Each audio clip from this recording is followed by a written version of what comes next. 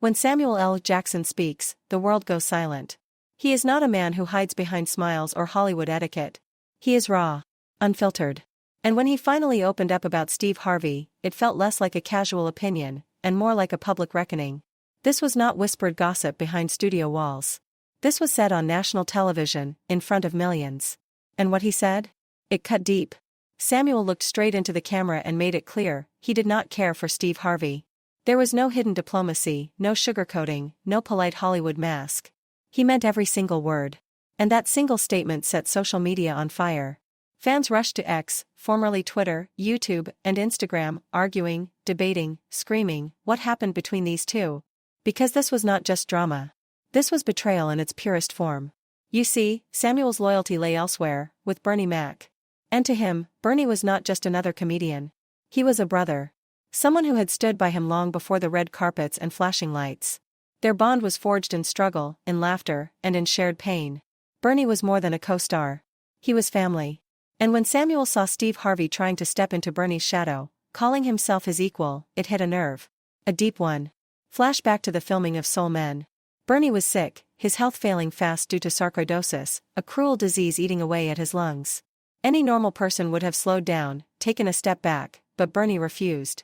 Every single morning, he showed up on set, smiling through the pain, saying, "I am good. Let's go."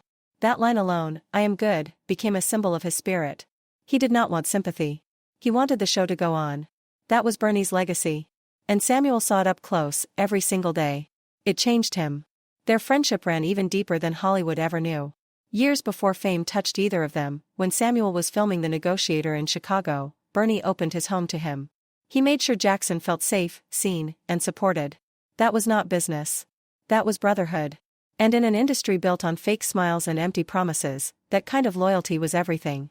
So when Steve Harvey, with his ever-polished charm and millionaire grin, started positioning himself as Bernie's equal, it rubbed Samuel the wrong way. Because from his eyes, Steve had not earned that place. And when people online began calling Harvey the next Bernie Mac, that was it. The spark that ignited the fire. Jackson could not stay silent anymore. To him, it was not about ego. It was about respect for a legacy. About protecting the memory of a man who gave everything, even his final breath, for comedy. The internet might have seen it as drama between two stars. But for Samuel L. Jackson, it was personal. Deeply personal. Because behind that calm voice and iconic stare lies a man who never forgets who was real, and who was merely pretending. One of the biggest cracks in this story began with something deceptively simple: comparison. Steve Harvey started comparing himself to Bernie Mac. And not in passing, not playfully. It was direct, deliberate, and personal. Behind the scenes, Harvey allegedly measured his success right up against Bernie's, like two kings fighting for the same crown. And that is where things turned dark. Because in the world of comedy, comparisons do not just bruise egos, they ignite rivalries. The tension first spilled into public view during the iconic Kings of Comedy tour. The lineup was historic: Steve Harvey, Bernie Mac, Cedric the Entertainer, and D.L. Hughley. For comedic giants, one stage. But what audiences saw as laughter and unity, behind the curtain, it was silent warfare. Bernie's performances were earth-shattering. He was raw, unfiltered, and fearless, his comedy bled truth. He did not just tell jokes, he commanded the room. And when Bernie finished his set, the crowd would explode. The energy was nuclear. Then, Steve Harvey had to follow. And no matter how polished, no matter how rehearsed, that same fire rarely came back. Steve's style, clean, composed, scripted, simply could not compete with Bernie's lightning-in-a-bottle presence. Even Cedric the Entertainer later admitted, Bernie and Steve never truly got along. The tension was so real, so cutting, that it killed any hope of a Kings of Comedy reunion. Fans begged for it. Studios offered money. But the truth was, behind the laughter, those friendships had already fallen apart. Then came the moment that changed everything. In 2003, Bernie Mac sat down with GQ magazine, and what he said would shake Hollywood's smile-polished surface to its core. Bernie accused Steve Harvey of jealousy, and worse, sabotage. He claimed Steve had tried to undercut him for roles, including one that defined his late career, Ocean's 11. According to Bernie, Steve offered to do the role for less money just to take it away from him. Imagine that, going behind a friend's back, not because you are better, but because you are willing to sell yourself short just to see the other man lose. It was a revelation that burned through the entertainment world like wildfire.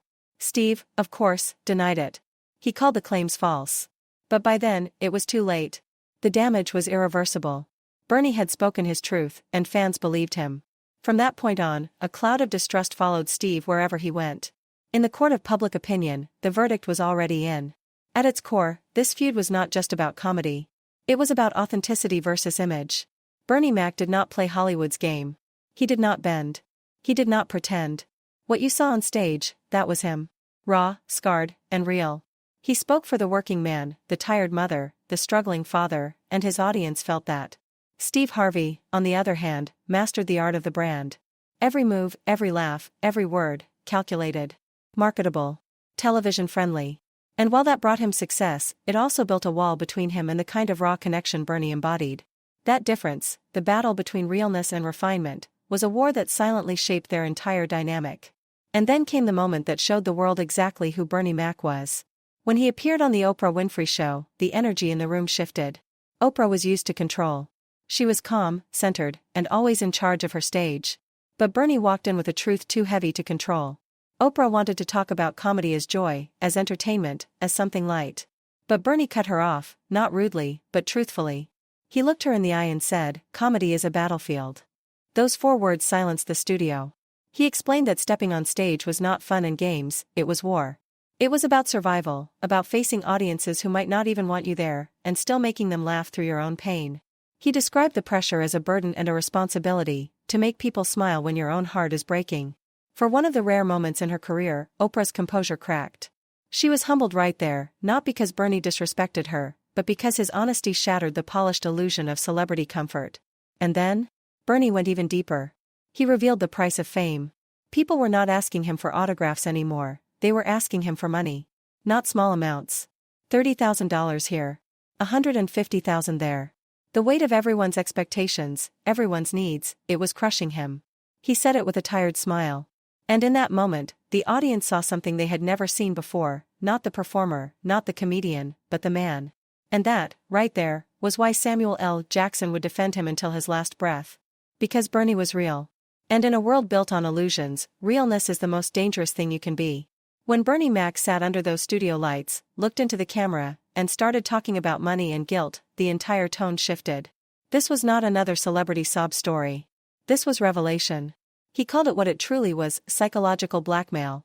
Bernie spoke about the people around him, not fans, not strangers, but those closest to him. The ones who constantly reached into his success with open hands and guilt-ridden words.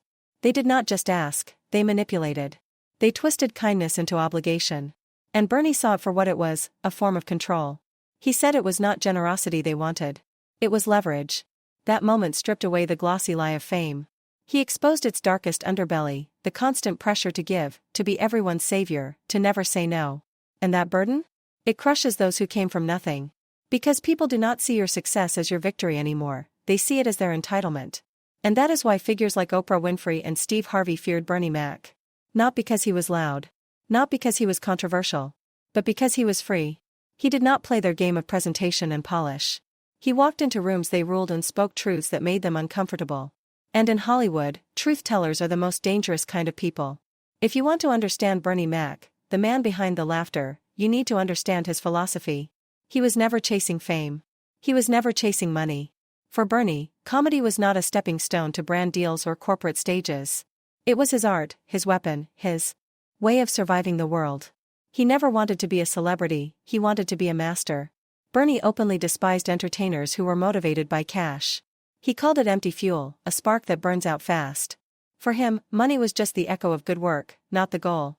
He believed respect, skill, and honesty mattered more than paychecks. And this is where his world split from Steve Harvey's. While Bernie was out there perfecting his craft, Harvey was building an empire, radio shows, TV spots, books, sponsorships. He flaunted his wealth openly, even once boasting that his radio job brought him about $10 million a year, and he brushed it off as a little bit of money. That sentence alone said everything. Because for Bernie, success was not counted in dollars. It was measured in truth. Did you give the audience something real? Did you make them feel? Did you walk off that stage knowing you held nothing back? That was his metric for greatness. And that difference, art over ambition, made Bernie Mac a rebel in an industry built on masks. But every rebel in Hollywood eventually faces a choice: play the game or pay the price. This is where the story turns darker. Behind the laughter, behind the awards, there are rooms in Hollywood where the real power moves, not on paper, but through whispers, favors, and compromises. Cat Williams once called it the hidden circle. A place where careers are decided, not by talent, but by compliance. According to Cat, Bernie Mac was invited into those circles. But Bernie refused. He would not bend. He would not sell his truth for handshakes and secrets. And that choice, that refusal to play along, came with consequences. Because in Hollywood, when you say no to the wrong people, you do not just lose opportunities. You get shut out. Rumors began to swirl, of blackballing, silent sabotage, and quiet erasure. Stories of initiation rituals, of power brokers deciding who gets to stay and who gets erased. Many brushed it off as conspiracy. But then, Bernie's family, his colleagues, even those who loved him, began echoing the same sentiment. Bernie was never in the clique. He was respected, yes. Loved by audiences, absolutely. But he was not protected. And in a system built on protection, that makes you vulnerable. People like Oprah and Steve Harvey knew how to navigate that world. They knew when to play nice, when to smile, when to give the right answers. They built alliances. Bernie did not. And that made him a threat.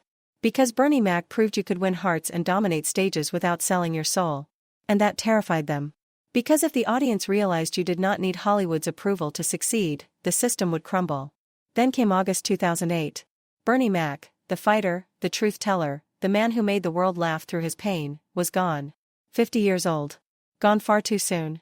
The headline said it was pneumonia, a complication from his long battle with sarcoidosis. On paper, it sounded simple. Clean. Tragic, but explainable. But those who truly knew Bernie were not convinced. The timeline. The details. The sudden turn. It all felt off. Because Bernie had fought sarcoidosis for years. He had beaten it before. He had managed it while shooting films, performing tours, even mentoring younger comedians. He was a fighter, stubborn, determined, unstoppable. Even on the set of Soul Men, his final project alongside Samuel L. Jackson, he refused to slow down. He was sick, yes. But he kept showing up. He worked until his body could not keep up anymore. And that is the part that breaks you. He died doing what he loved, pushing through pain the same way he had done his entire life. But as the tributes rolled in, whispers began to spread. Whispers that maybe, not everything was as simple as it seemed. That is why Bernie Mac's sudden decline did not just shock people, it shattered them. One moment he was laughing, working, planning his next big move, and the next, he was gone. Just like that. But then, the truth began to twist. Because what followed his passing was not peace, it was controversy. His widow, Rhonda McCullough, filed a wrongful death lawsuit that ripped open wounds Hollywood wanted to keep buried.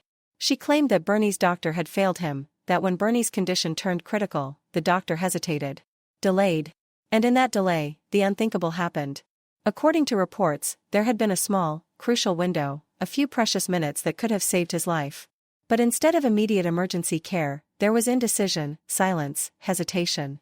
And in those lost seconds, Bernie Mac's life slipped away. For fans, that revelation was unbearable. This was not just a comedian dying. This was a truth teller, a cultural mirror, a man who spoke pain into laughter, and suddenly, people were asking, was it really just pneumonia? The lawsuit made headlines, but what it really did was ignite suspicion. Online forums exploded. Facebook threads, YouTube comments, Reddit boards, all filled with the same haunting question: was there more to Bernie's death than the official story? Some said it was just tragic timing, a case of poor medical judgment. But others saw a pattern, the same pattern that has haunted black entertainers for decades. A pattern of sudden silences that follow after someone dares to tell the truth too loudly. Bernie had done exactly that. He had mocked Hollywood's politics on stage. He had laughed about the fakeness, the backstabbing, the hypocrisy, but beneath that humor was truth so raw that it made powerful people uncomfortable. Bernie never learned how to bite his tongue. And that is what made him dangerous. Because in Hollywood, danger does not always come in the form of enemies. Sometimes, it comes disguised as silence. And so when his voice went quiet, permanently, it felt too convenient. Fans started connecting dots. Too many dots. They remembered how Michael Jackson, Prince, Whitney Houston, and so many others who had spoken about ownership, about truth, about freedom, had all met untimely ends. Each story different, but eerily familiar. Each one involving a person of influence, independence, and unfiltered honesty. And Bernie Mac? He fit that pattern too perfectly. Just months before his death, Bernie had told interviewers that he was tired, not of comedy, but of the industry. He was considering stepping back, producing his own films, creating outside the system. He wanted to own his art. That was the plan. That was the dream. But then, he was gone. To those who believe in coincidences, it was tragic fate. But to those who have watched Hollywood long enough, it felt like a warning. Because history shows one thing clearly: when a black entertainer tries to control their destiny, the world suddenly turns against them. Bernie had joked for years about selling your soul to make it in Hollywood. But in hindsight, his words hit different. Because maybe it was never really a joke. Maybe he had seen the price up close and refused to pay it. That refusal made him powerful. But it also made him vulnerable. Rhonda's lawsuit was not just about compensation. It was about accountability. She wanted someone to say it, to admit that Bernie's death was not inevitable. That the system, medical, industrial, cultural, had failed him. She demanded that someone acknowledge what no one wanted to say out loud, that black men in pain are too often dismissed, even when their lives hang in the balance. Because maybe, just maybe, if someone had listened, if someone had cared enough to act faster, Bernie would still be here. But they did not. And that is what broke people. Not just his death, but the way he died. The idea that the world's funniest man, the man who made pain laughable, might have died in pain, unheard, ignored. As weeks turned into months, the whispers grew louder. Friends began to speak. Some said Bernie had not been himself in the final days, that he looked uneasy, tired, watched. Others claimed he had confided feelings of being pressured, even targeted. None of it was confirmed. But it did not need confirmation. Emotion became evidence. Grief became fuel. The internet built a story, one that blurred truth and theory, but felt right in the heart. Because it captured what fans felt deep down, that Bernie's death was more than just pneumonia. It was a loss of justice. A loss of honesty. And then came the interviews. Friends, co-stars, and fellow comedians spoke softly, their voices thick with disbelief. They said Bernie had seemed fine just weeks before. He was talking about the future, about new projects, about legacy, about his daughter. He was looking ahead. That is what made it unbearable. How does someone so alive vanish so suddenly? When logic fails, suspicion fills the void. And that is exactly what happened. The more people tried to make sense of it, the less sense it made. Because Bernie was more than just a man with a microphone. He was a mirror. Every time he stood on stage, he reflected America back at itself, the racism, the struggle, the hypocrisy, the strength. And that kind of truth, it never dies quietly. As the years passed, fans began to see his jokes differently. What once made them laugh now gave them chills. His words about fake people, industry games, and exhaustion suddenly sounded like foreshadowing. Like he had been warning us all along. In the end, Bernie Mac's death became more than a tragedy, it became a symbol. A reminder of what happens when authenticity collides with a system built on control. Because sometimes, the most dangerous thing you can be in Hollywood is real. Rhonda McCullough's fight for justice dragged on for years, long after the headlines faded, long after the cameras stopped caring. The courts moved slowly, painfully, but public opinion never waited. Fans took matters into their own hands. They built podcasts, documentaries, and late-night discussion panels trying to piece together what really happened in those final hours. The line between